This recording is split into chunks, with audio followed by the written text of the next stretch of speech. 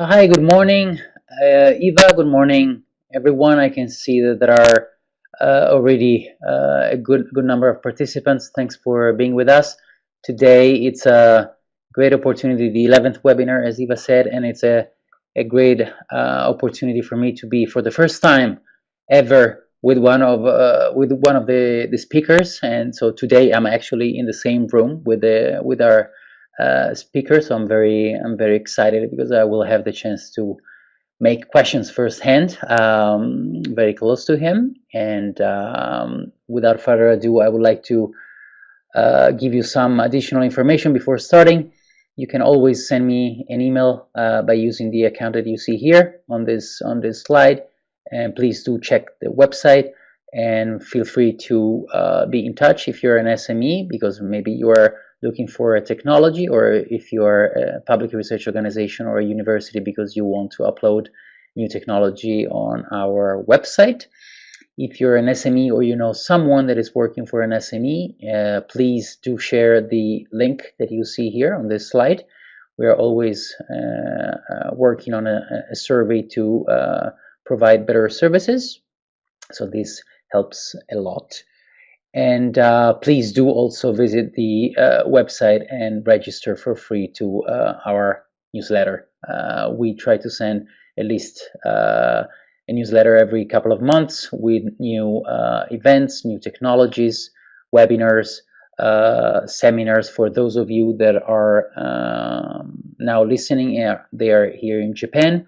On Friday, we will have another event called European Innovation Day that we will be organizing with some partners here in Tokyo. So it will be an exciting full day with sessions in the afternoon with lecturers talking about innovation and inventions in academia and public research organizations. And in the morning, we will have a pitching competition. Without further ado, I would like to switch to our current speaker. Alex is a friend. He came several times here to the office in Tokyo, so it's a great opportunity to be with him today and learn something from his knowledge and experience. Alex is the Strategic Partnerships Officer for Suntory Global Innovation Center Limited, which is a fully owned company of Suntory Holdings in Japan, known for their diversity of businesses such as spirits, beverages, food services, and health supplements. He's also a mentor at the Accelerators Food Tech Accelerator in France, and he is also a very nice guy. So it's really a pleasure to have him today. Alex, the floor is yours, and welcome with us today. Thank you very much, Lucas.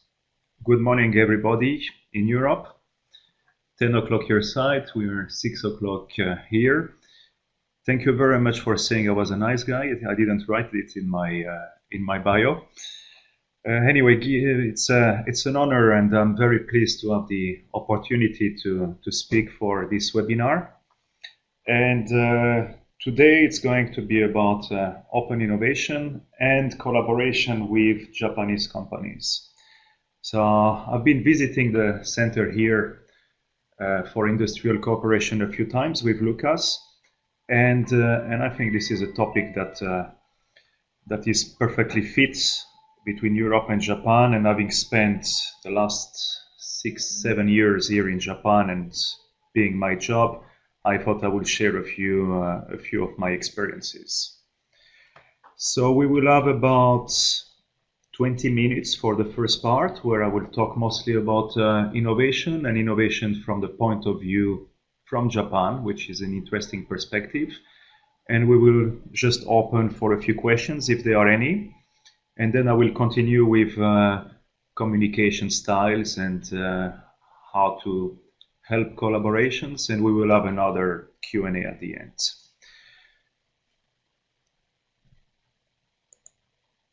So just a little bit of background to see where I've been coming from and why I'm doing this job today. I've been doing different jobs. It's not so obvious why I'm working in Suntory today. So Suntory is a food and beverage company. They are mostly known for their spirits and whiskeys and winning a lot of prizes. But in Europe, they own several companies, like brands like Orangina, Schweppes, Oasis, and in the UK, Lucozade, Ribena. We've got a vineyard. Also in France, we got some cognac businesses. So they've been there for some time. But I'm not coming from the food at the beginning. So I'm French and I studied chemistry. And quite young, I moved overseas. So I was in the UN, United Nations, for almost a couple of years in Malta. And then I made some specialty working for the environment in oil and chemical spills coming from ships for a few years in the UK. And even though it's a very different job and industry, what is very interesting is that you are an intermediate when you do this type of job. You have to solve problems, you have to talk with people from different backgrounds, different responsibilities, governments, industry, contractors. So I was very exposed to different type of cultures, different type of communication, and actually I'm using that a lot today with my job. I had a little break then to go through Japanese studies about 10 years ago to learn the Japanese language. I moved to Singapore, and then after an MBA that was half made in Singapore and the other half in Japan, I was offered a position in Suntory to develop the open innovation activities and contribute to the global growth of the company. So let's move to the core of the topic, which is innovation in Japan. And in Japan, when you talk about innovation, there are a few words that we can find in many business schools books and case studies. One is the concept of Kaizen. Kaizen will be translated like the continuous improvements that has no end, always putting a lot of effort to improve quality and to get closer to perfection. The other one that is coming very often is monozukuri. Monozukuri can be translated by craftsmanship, and shokunin will be more the craftsman or the artisan. So let's see how Japan sees innovation. Depending on where we look at it, and this is something that I struggled at the beginning personally, is in Japan, everything is about technology. Without a technology or new technology, they will not think that there is value. So Japanese are crazy about technology, and the definition of innovation in Japan would be Gijutsu Kakushin, which means technology improvement. We can note that there is no conception of making money or disruption or breaking everything. It's improvement through technology. Great Britain has a slightly different approach. We still have the concept of technology, but the way to use it is a bit different. Anglo-Saxon mentality and culture is very related to business and industry. In the US, it's a lot about money and disruption. As we can see, it's making money by these continuous new ideas and technology. So technology comes last. And China, because we wanted to put a bit of Asian perspective, it's a lot broader and wider. It's creating something new. So that sets up a little bit the mindset for the following, because when we look at examples of innovation from Japan or invention from Japan, we see a lot of invention that have been gone through use of new technology or invention of technology.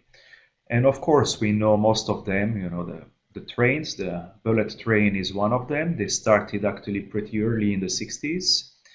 And today they've got some of the most beautiful and high quality and comfortable trains. And the next one that is going to come in 10 years is the maglev train, levitation train, that will join Tokyo to Osaka in 1 hour and a half, if I'm not mistaken. But we still have also plasma TV. We've got the invention of blue LED lights. We got a lot of video games and electronics, and of course, automobile industry, with the biggest company being Toyota and the other one Nissan, with a lot of invention. And actually they had the courage to push through the hybrid vehicles, and they were the pioneers in this field. So there is a link here where you can see a lot of different inventions and innovation, always based from technology. There are a lot of them that actually never made it outside of Japan, and it's quite funny, but this is one of the characteristics of Japanese companies. Related to what I'm doing closer to food tech, if we have a look at what are the innovations related to food or food services, so everybody knows, the Japanese food environment and the boom, high quality, beautiful flavors. That is more related to craftsmanship and knowledge and art. But if we look at a few notable inventions, some of them are the ramen, the cup noodles, instant. So that was created in the 70s, and they were quite pioneers. Just with hot water, we could get instant foods. And actually, we still have a lot here, and they're not bad at all. A lot of vending machines. So what we see on the bottom left here is the new type of vending machines using huge touchscreens. Actually, we've got a camera on these vending machines, and when we get close to them, they're able to recognize if you're a male or female. They're able to, with face recognition, to see your age, and they will give you the recommendation of the beverage. And then we've got scroll menus, and we can see what it is about. It's really fun and interactive. We also had the concept of convenience stores. Actually, that was still extremely strong in Japan.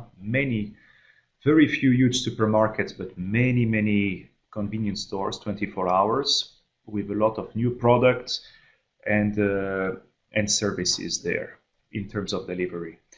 And again, touchscreen. This is the way of services, the services in the food industry. A lot of touchscreen, getting the order very quickly at the restaurant, and as you can see, it's even translated in English. So this is the kind of invention that are born in Japan, very used here. But let's go a bit further.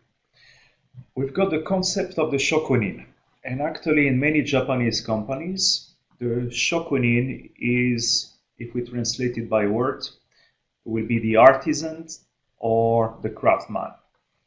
And this is a very strong concept in Japan. Even in big companies, they're always talking about monozukuri.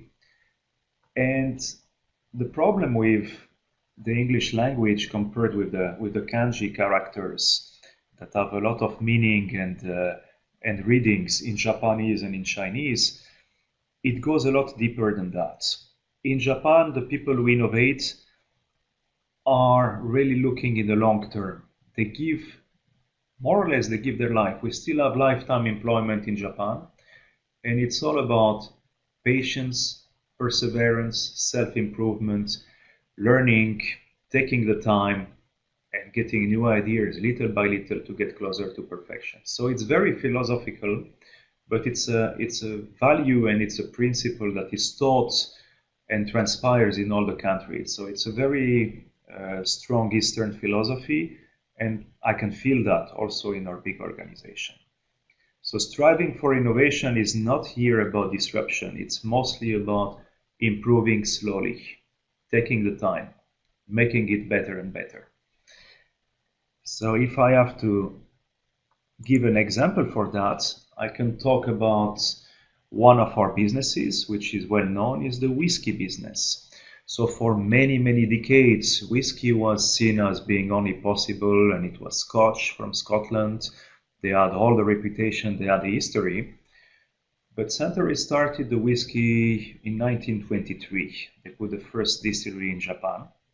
And it took them decades and decades of hard work to improve their whiskey and to make it today as one of the most recognized as the best in the world. So they got international prizes. Now it's highly valuable, and it's internationally recognized as being of high quality. But it came with time. It came with the Shokunin spirit and monozukuri. It's a combination of science and art. The science will be to look at all the steps. So on the left side, we see the pot stills. Most of the Scotland's distilleries have been using the same type of pot stills, providing the same type of spirits, the same type of new pot. In Japan, they have been experimenting with all types, all shapes, all curves, and they brought a lot of diversity. When we come to the aging of whiskey, they also reinvented that process by using different type of woods, studying very well what kind of compounds and taste and profile in terms of aroma they will deliver, with a combination of American oak, of Spanish oak, and rare Japanese oak that is not used anywhere else.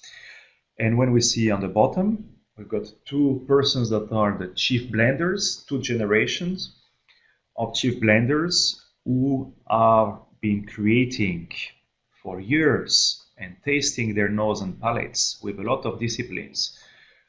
These people have been working more than 20 years, and these are the creators of whiskeys in the same way we create perfumes. So it gives an idea of how we innovate in Japan.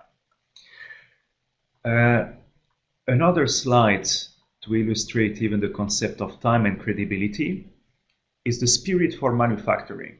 Japan has been for long and still is today one of the top leaders in manufacturing. So still with the example of whiskey, one of the main businesses for Suntory until the 80s was whiskey. Today it's only not even 1/3. And whiskey has been doing pretty bad. It was a downtrend since the 80s. But what is very characteristic of Japanese companies is they don't give up the businesses that are going down or don't work. And for 25 years, it was a bad business, and nobody could really recover it, losing customers because consumption of whiskey and hard liquors was going down. However, with time, they managed to invent a new way to drink whiskey. And in Japan today, when you go to bars, restaurants, after beer, it will be the highball. Highball is whiskey soda, and everybody is drinking highball today. So since 2009, the sales in whiskey are increasing again. There are many types of highball cocktails, and this could be possible only because they never gave up their manufacturing spirit. They continue to improve, they respected their customers, and they got the credibility. So I know that will sound crazy in other countries, but in Japan it's highly respected. And if they had stopped to do whiskey or not respecting the customers, that trend and that highball fashion that is still growing today will not have been possible. Just to mention the Japan manufacturing companies, one of their strengths is what we call the knowledge creating or sharing the knowledge. So there is a good book, it's a bit old now, but it's not irrelevant. So for people who would like to know more about the knowledge creating company, I recommend this book that was nominating the best book of the year in 1995, and explains a lot about the spirit, about people joining companies, developing the culture, and sharing that knowledge little by little to create, again, slowly but surely. So the strength of the Japan manufacturing companies are they've got a very strong knowledge creating culture and sharing culture internally. A lot of responsibility, like I mentioned with the whiskeys, and we will see later with different businesses. They don't give up. They are very perseverant. They respect the customer. They value the customers. Because if you make mistakes with the customers, then your business can be dramatically affected, and the trust as well. Manufacturing is extremely strong, based on experience and quality. And the Kaizen, again, high quality, continuous improvements. So it's a very good system for knowledge creation. On the other hand, The weaknesses are it's difficult to innovate radically. It's difficult to obtain disruption because it's a bit the opposite of order, discipline, and continuous improvement. Radical innovation means that we have to shake the system. It means that we have to see from different angles. It means that we need to create turbulence and disruption, which is not so good for the harmony of Japanese organization. The other weakness is doing business in foreign countries that don't apply the same values, where customer satisfaction is not the same because they are not looking at the same things. So for many, many years, many Japanese companies, especially in food, they have been focusing mainly on their domestic businesses because it's a big market, because they were doing well, they could grow. But recently it's overloaded by numerous products and the market started to shrink. And of course, many of the famous Japanese organizations became big and corporate. So in Japan, the small and medium companies, enterprises are not leading. So it's a world of big corporations that have been growing and have been highly respected. But as we know, small companies are thriving, they're hungry, and they're often better for disrupting innovation. They can decide more quickly, and we've got the founder and the passion and commitment. So very often, the founder is present in the company. It's very entrepreneurial. The cost of failure is low, and they are risk-taking. Big companies, like we have now in Japan, they're a lot better at incremental innovation. They are more bureaucratic and work in silos. Of course, they protect their turf, so it's more defensive. They are more bound by tradition, and it's not a culture that supports risk-taking. So afraid to change, afraid to take risks because there is more to lose. And that is not only true for Japanese organizations, it's true for many big corporations. I will go quickly through this one, but still interesting. For a long time, the focus was on improving quality, reducing costs, and improving delivery. And that was the strength of Japanese manufacturing companies. And that was before the internet era. So for that, with the discipline, with the perseverance, working hard, they were really doing well. Then, from the 2000s, very important to inject a lot of new variations, new products. So innovation started to kick in and to be very important. Still incremental innovation, improvement, continuous improvements. And that is valid for food companies as well. Now it's recognized that it's not enough. Quality, cost, and delivery now are done also by different countries, a lot in Asia as well. But innovation is the key. To survive, we need to innovate and innovate big. And now we're talking about radical innovation, not only about new products, but new business models, getting to new markets. And we've got a big change with internet and digitalization. So innovation in the past, because it's coming from manufacturing and this craftsmanship and quality, was about making new products and to satisfy the customers with high quality and durable products, and support sales by the services. But recently, IT, web, social medias, Internet of Things, machine learning, artificial intelligence, digitalization of business is everywhere. And you can see that with Uber, you can see that with Airbnbs, you can see that with Facebook, with all the communication. So more and more businesses are done with different business models. And that is something that is changing people's life dramatically and the business as well. And traditional companies have to face that wave. Either they have to embrace it or it could be dangerous for them. So now the new business models have to be based on convenience and personalization of services rather than new products. So it's about value chain, it's about removing intermediates, it's about creating more value. So here we now for open innovation. Sorry to introduce it a bit late, but well, this is not something really new. But in Japan And in Asia, everybody is talking about it recently. So let's just compare the two processes. The traditional concept of innovation, as it was in a big corporation, because they had big R&D teams, organizations, internal teams, labs. Basically, they were generating their ideas from inside. They will grow these ideas through research, development, and then they will target their given markets or their current business. And as we can see, we have the company boundaries, and there was very little collaboration. Actually, it's not completely true, because there is some traditional collaboration with some universities. So here in Japan, universities are highly respected, and you will see later why. On the other hand, the concept of open innovation means that the boundaries of the companies are some certain porosity. So ideas don't come necessarily from inside, they can come from outside.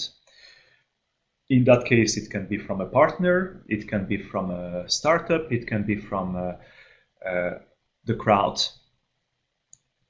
And the output doesn't need to be necessarily in our current business. It can spin out for another business. So it's a technology that has been developed, but it finds some applications in different businesses or in new businesses. And that, using the power of the crowd, of the collaboration, of course, we can increase not only the speed, but we can increase also the efficiency in this pipeline.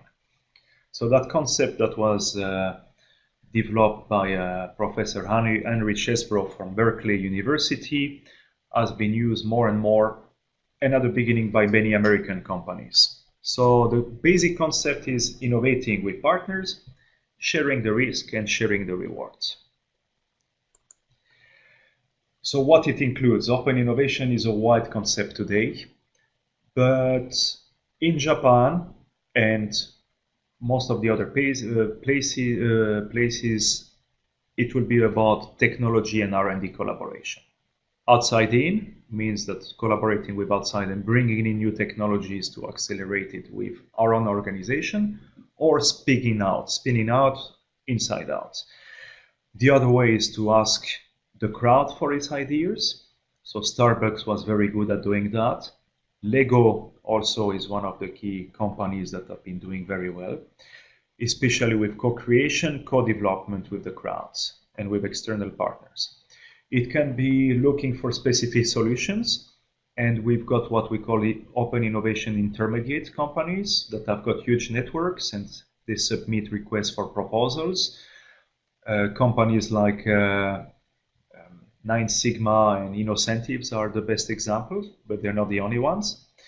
Then companies started to use some portals, so web portals, welcoming proposals from partners, from technologies, because there are many things out there that they don't know, and maybe they can make good use of it.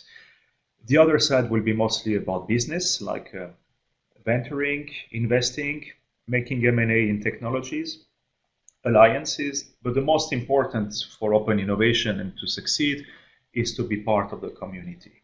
So people know you, you can talk, they start to know your needs. So it's about community today.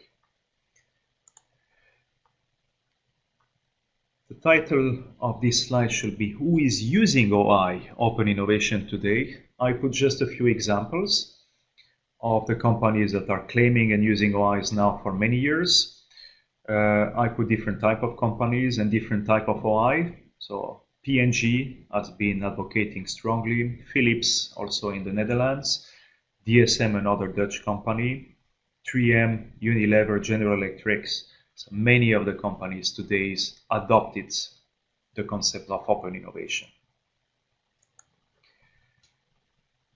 So now, before going into the communication and culture slides, I maybe will open the floor for some questions.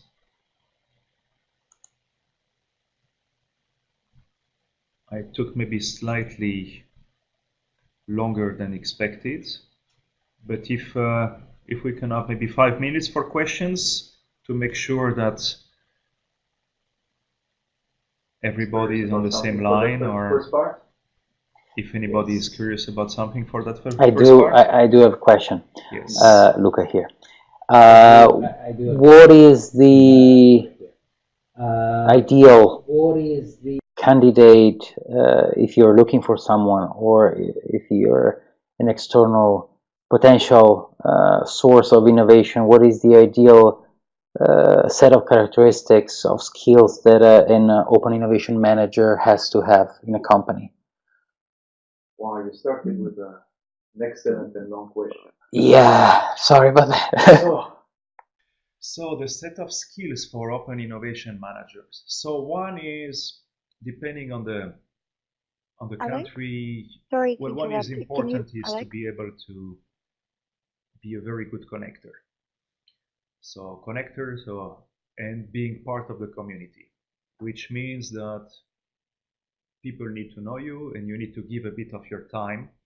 So, and this is what I'm doing, for example, with the accelerators incubator in France. So I help some startup companies to understand the Asian market. I challenge them in terms of their project, concept. They're young people with wonderful ideas, but they don't really understand the market, the competition, and they need to ask the right question if they want to penetrate.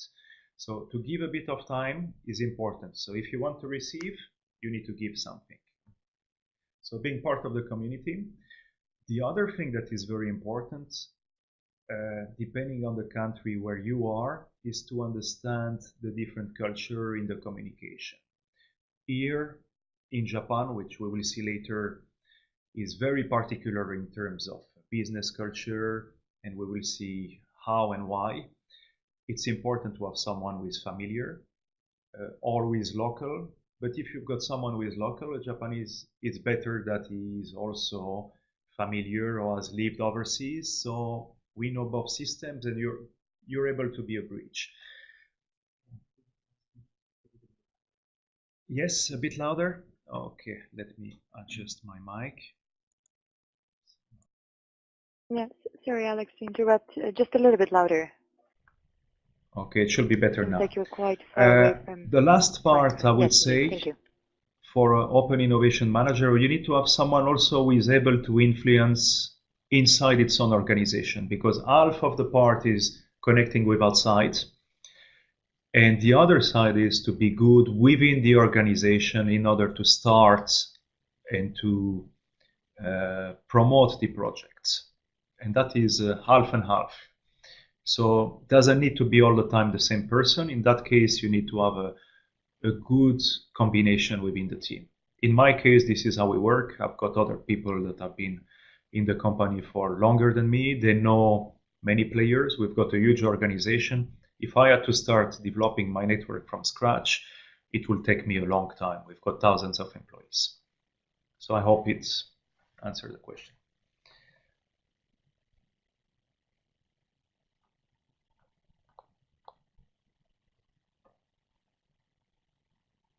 Do we have any other questions, or shall I continue?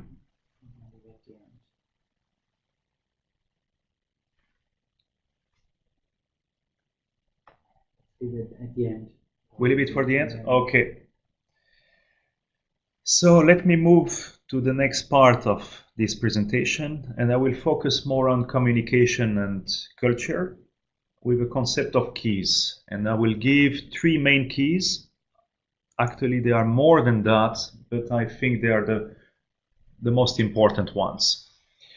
And I put a bit of theory, because we need to have a bit of theory here and to use some words to understand what is behind, the way to communicate and the reasons.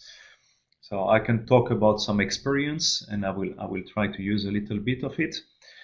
But first, what is important to understand is, in the analysis, the key number 1 will be the education system, the Socratic versus the Confucian. The key number 2 will be the concept of low and high contexts in communication. And finally, the number 3 which is also important, and you will see why, is what we call the monochronic and polychronic attitude to responsibility at work.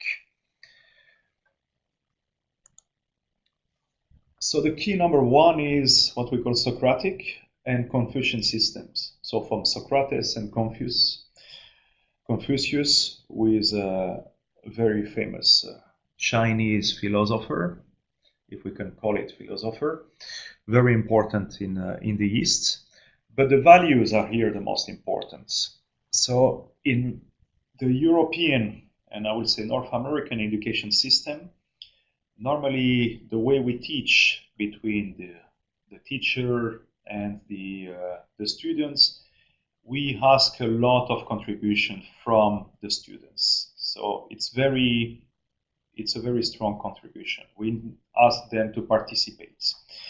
We also have when we debate, the concept of play the devil's advocate, with questions of what if, trying to challenge from different sides to make sure that the plan that we have is strong and is the best. The information goes two ways, and we like to challenge a lot.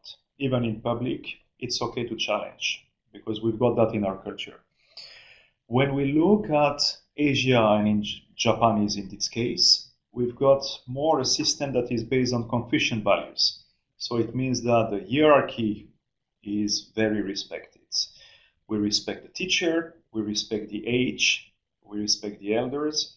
That's part of the culture, and we find that also in China, in Taiwan. So there is a lot of loyalty, mutual obligation, and that has a strong impact on the way to communicate. And even in companies or during meetings, we can feel that because it's the way we are taught.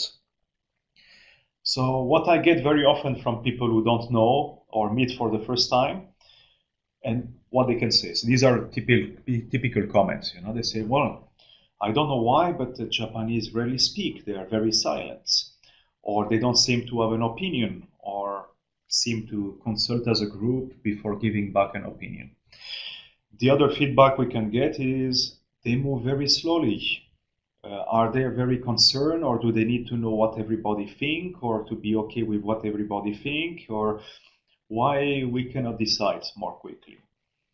Or when we ask questions, either we are greeted by silence or evasive answers, or sometimes we don't know if they understood the question. And sometimes they did very well, but it will be impolite to reply directly or to be too strong. So this is the kind of feedback and problem in communication that we can get. And there are some reasons behind that. The first one is, and I learned that as well for many years, is when there are many meetings in Japan.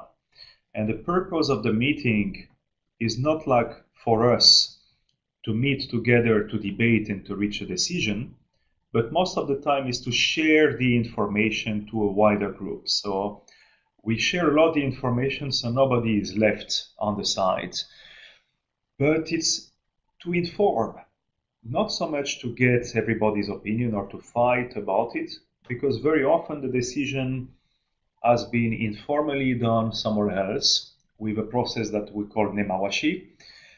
To put it as a joke, the smoking room was traditionally the location where many decisions were taken.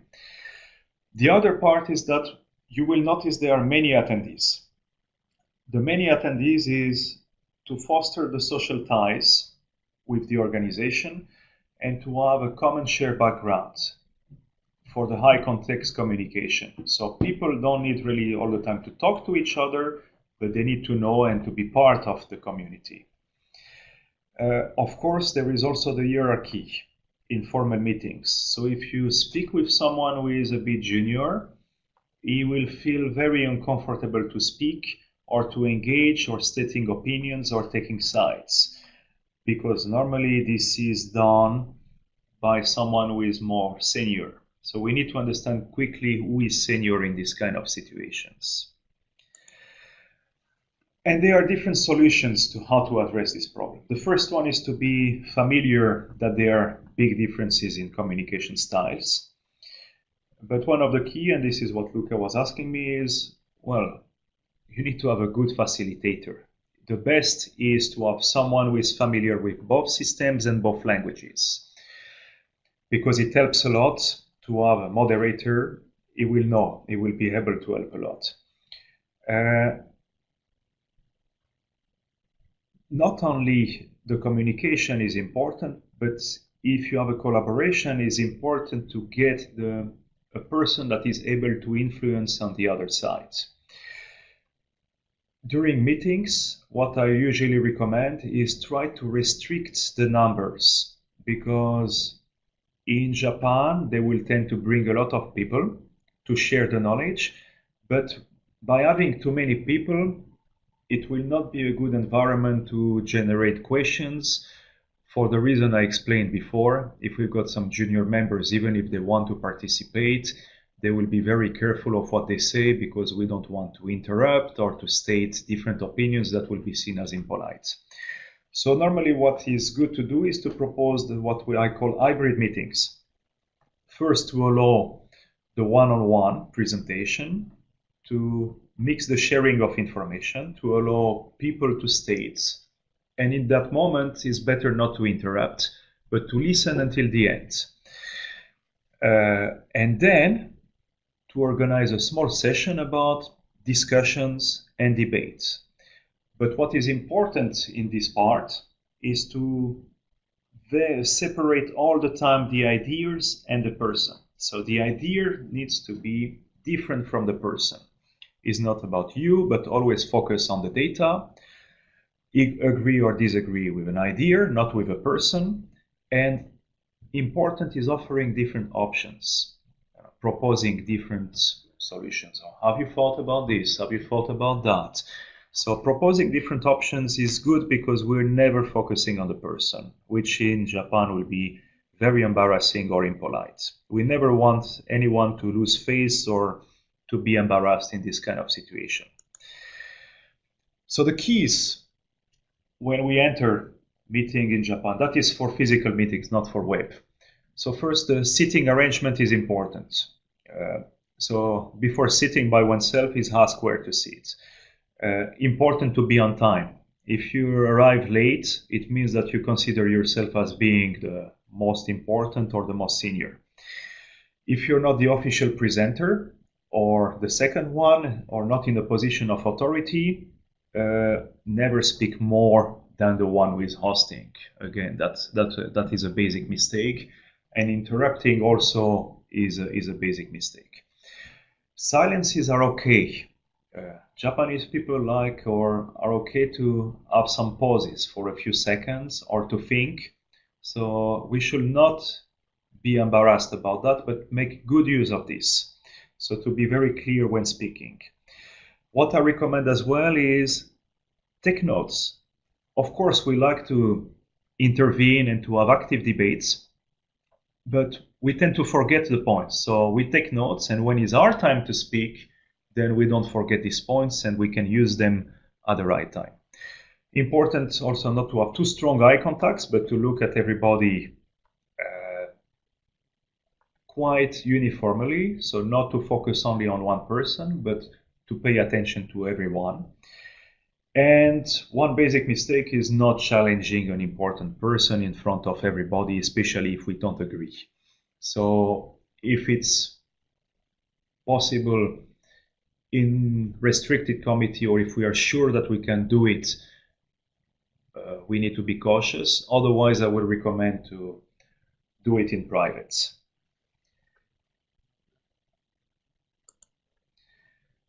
Now, let me talk a little bit about the low versus high context. And that can be summarized as what we call the need for explicit expression. And some people in Europe can understand that as well.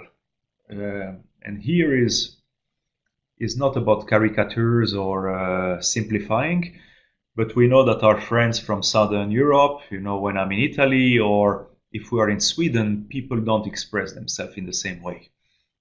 In Italy, in Latin countries, we use a lot of body language, of signs. Sometimes we don't even need to speak, to understand each other. And it's a bit the same in Japan. So the high context, like in Japan, we can use different ways to transmit messages, because actually we share so much information and people attend so many different meetings that we don't need to ask questions or justify all the time. People are able to read between the lines. The low context is when we need to be clear about, we want to be clear about everything. It's all about verbal communication. So Japanese language is what we call also a reader or listener responsible language. So the people who are listening have to interpret the messages. If the speaker is not clear, it's not his mistake. We have to try hard. If we don't understand, we feel it's our fault. So you can imagine for us, in Europe, if we don't understand the speaker, we will tell him many questions, or we'll ask him to be clearer, or we will start to complain. So English is different. The writer has to pass clear messages, so the readers must understand. The effort is slightly different. And what are the typical aspects? So to put it in short, low context is more about individuality. High context is about group orientations. So decision making in low context is more logical, and in high context, decision making can involve feelings or being okay with the person. So basically, high context is a language that has tolerance for ambiguity. So in that group, we can find Japanese, Thai, Korean, Indonesian. On the absolute other side of the scale, Dutch and German, American and British are low context. We need to talk about everything to make sure. So what we do when we have low versus high context, so taking a lot of notes, better to ask for clarification one by one, not interpreting using our own logic and say, okay, that means like this, or I think I got it. Make sure verbally, even if it upsets them, but it's better to be sure than thinking that we understood something and later on we discover it was the contrary. So for example, in Japan, we will hear a lot of yes, or people will nod. And the basic mistake is that we will think that they agree, or they agree with the plan or with the ideas, which is not necessarily true. They will mean that they understand or they hear us. They never say no. No is rarely seen, it's very impolite, refusing to someone. So it's not easy, but you will get something like mostly either silence or not sure, or they could say it will be difficult. Difficult will mean that it's not possible. Don't try to challenge it. It's the way of the language. So no need to insist. We need to read about this. So the attitude at work. So monochronic and polychronic. These are complicated words. Basically, to understand roles and responsibilities. So in Japanese organization, it's mostly about team and collectivity, not at the individual level. How can I summarize that? So monochronic people and organizations or cultures like North America and Northern Europe are taking the time commitment quite seriously. They're very focused on their tasks.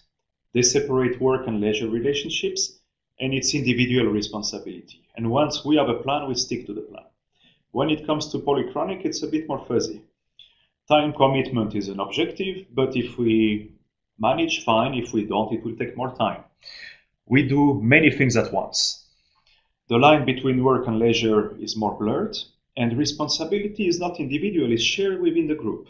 And the plan can change very often, so we've got more uncertainty. And in this group, we've got many countries of Asia, but not only. Southern Europe, Latin America are a bit in this type.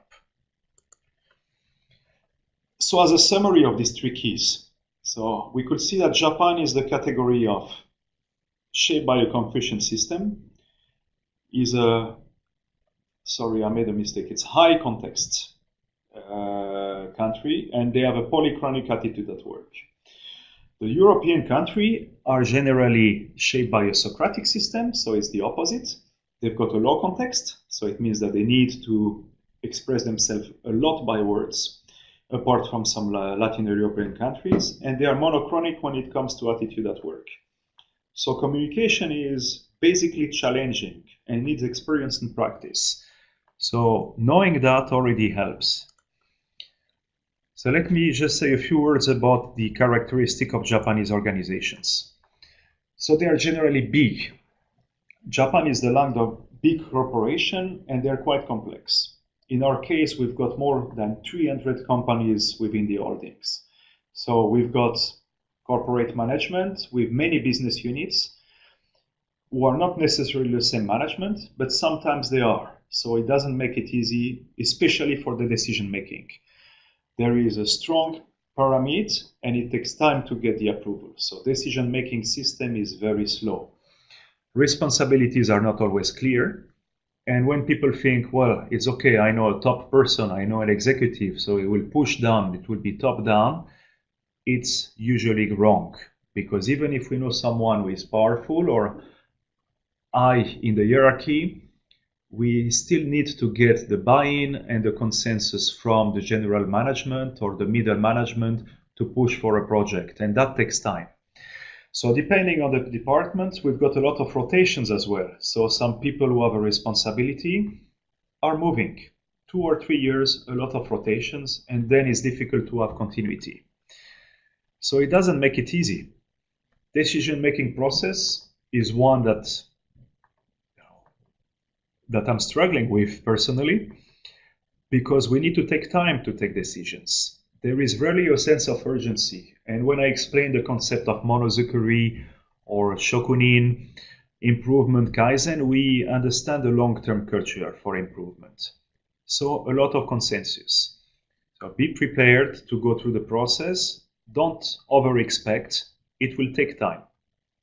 So again, make sure you have the right person inside the organization and they have the contact and the energy to drive through the decision-making process.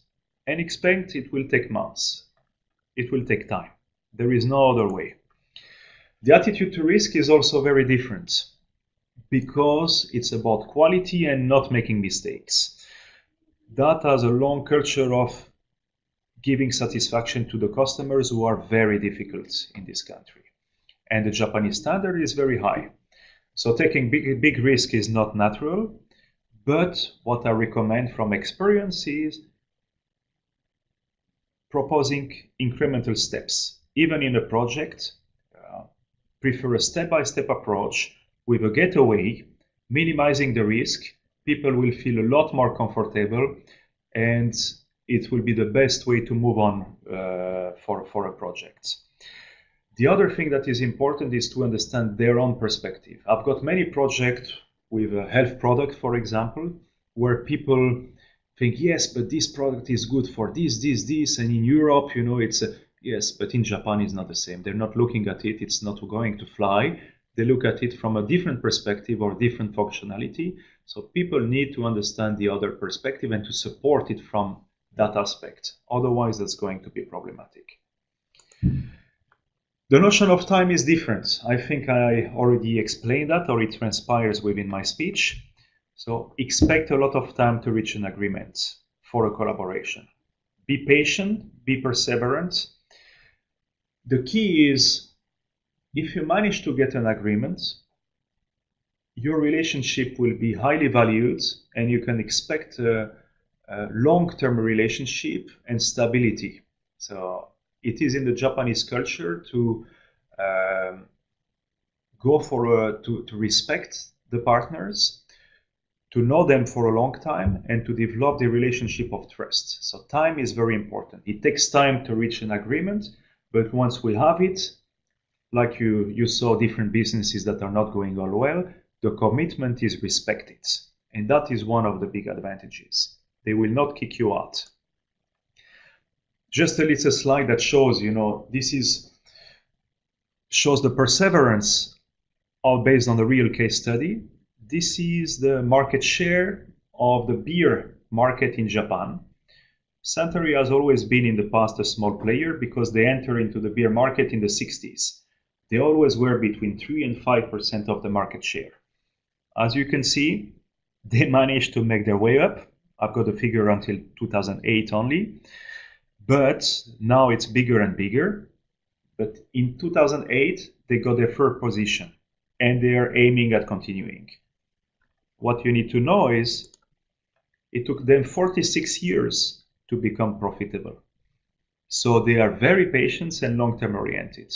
They will not give up.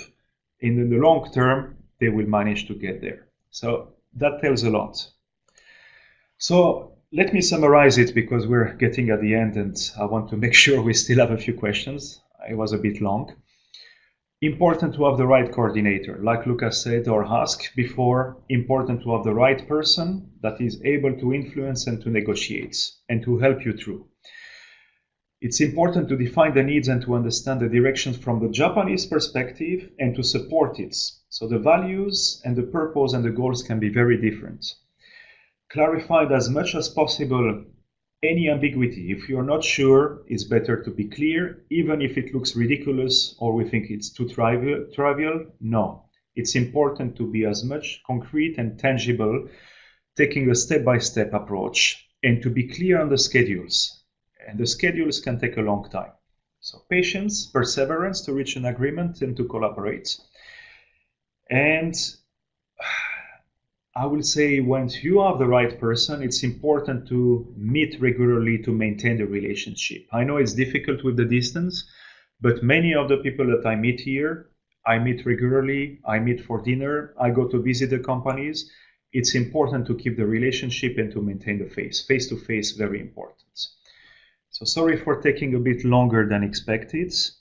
I hope that these messages that are passed today can be useful to understand a bit more the culture, the mentality, and of course, I'm available for answering questions. And even later after the seminar, if people want to ask questions or particular, I'm happy to leave my personal contact and people can contact me if they need some help in the future.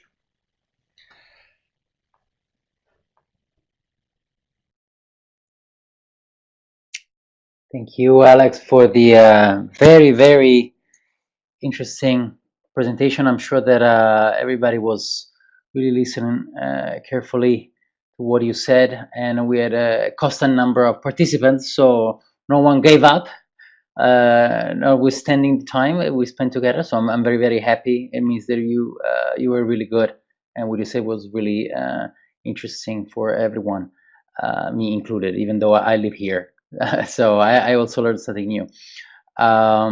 Yes, I can see some of the comments already from some of the attendees. I would say let's have 5 minutes maybe to read some of the questions, if any, and I can start. Okay, yeah, please go ahead. Give more time. So I'm very, as you know, I'm very practical. So let's say I'm a university from Europe, and I want to approach your company, because I think that I have a formulation that can change completely the market of beverages and spirits and liquors.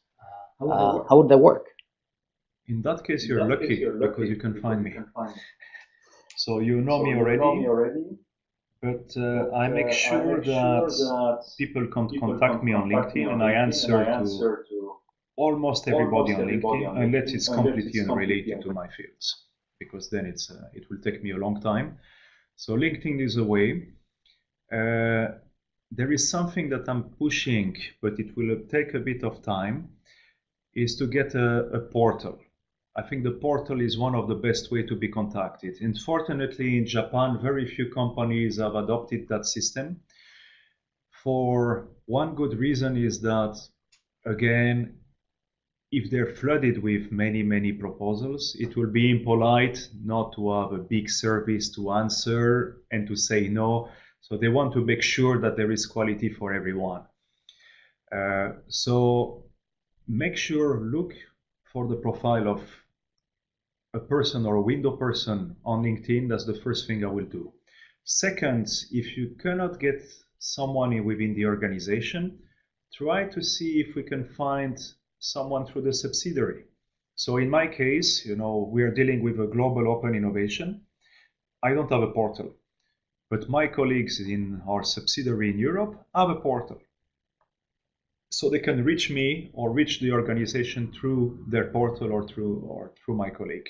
That will be the other way to look. So if you want to get a company, try to see if you can contact someone in the subsidiary in Europe, for example. That will be another way to find the right person.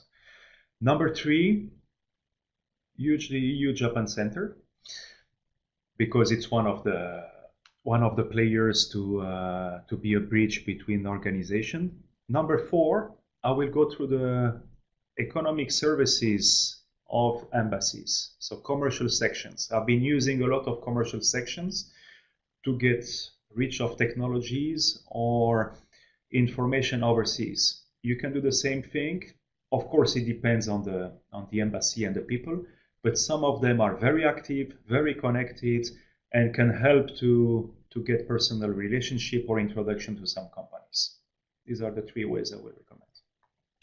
Thank you. I've been told that we should use just one microphone because it's creating some echo. So when I talk, So we have one question, at least one question that I can see.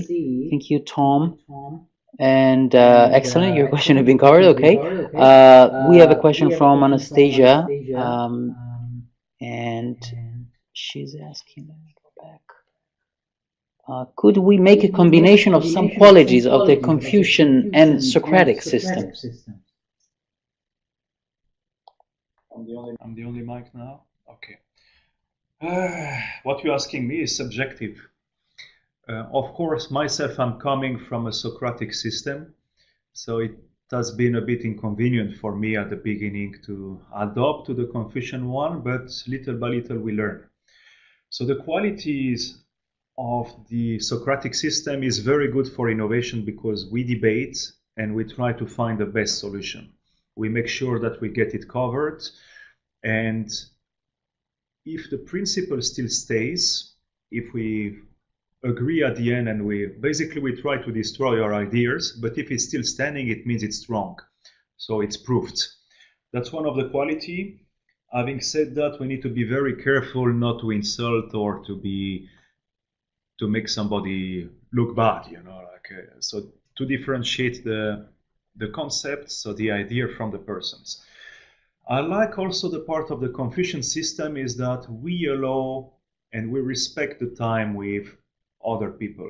So these meetings, when we say, it's golf type, we give a chance to everybody. They have the chance to express themselves. They have the chance to share something with the others. So it looks very more ethical. It looks good. We don't leave people on the side. And it creates some order. So it's good to listening. Of course, it can be a bit boring after some time, but for knowledge sharing, I think it's also a good system. So myself, I liked a bit of combination of the two, depending on the situation. The notion of respect, I think, is important, when we listen to someone, rather than jumping in and putting ideas down. So I think there is a time for everything, depending on the situation. This is how I will summarize it in a short period of time. Okay, trying to always be aware of the echo that we can create with 2 microphones. Yeah, Anastasia says thank you. You're very welcome. Happy to give some clarifications. And yes, I have to say that Alex was really, really good today. Very interesting topics that we covered and very clear.